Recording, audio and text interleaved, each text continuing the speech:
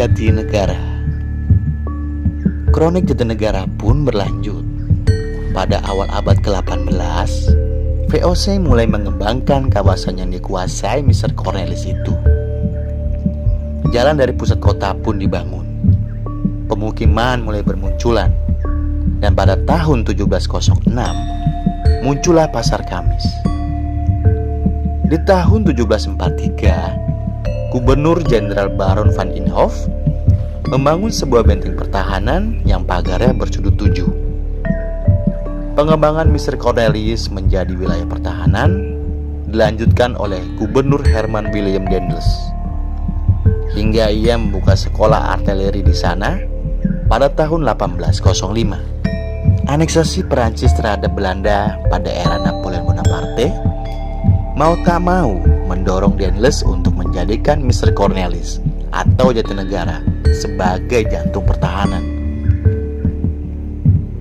Pada tanggal 3 Agustus 1811, pasukan Inggris dalam jumlah masif mendarat di Cilincing, Batavia.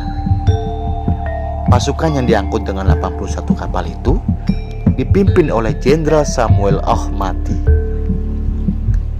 Setelah pasukan Inggris berhasil merebut kota pada tanggal 8 Agustus, tentara pemerintah kolonial Perancis Belanda yang dipimpin oleh Gubernur Jenderal Jan Willem Janssens bertahan di benteng berkubu yang dibangun di Mr. Cornelis.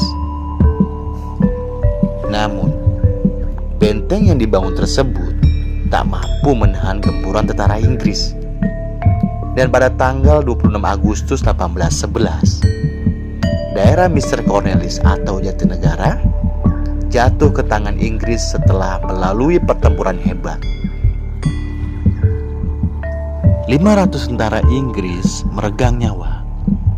Sementara itu, 50% dari serdadu asal Eropa dan Maluku yang telah dibayar oleh pemerintah Perancis Belanda tewas. Begitu juga 80% tentara bantuan yang mereka datangkan dari Jawa dan Madura.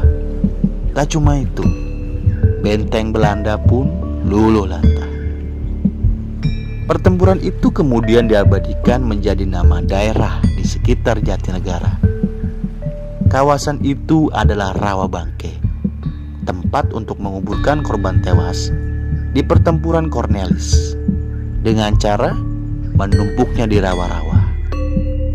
Soal munculnya sebutan Rawabangke, Ensiklopedia Jakarta mempunyai kisah yang berbeda.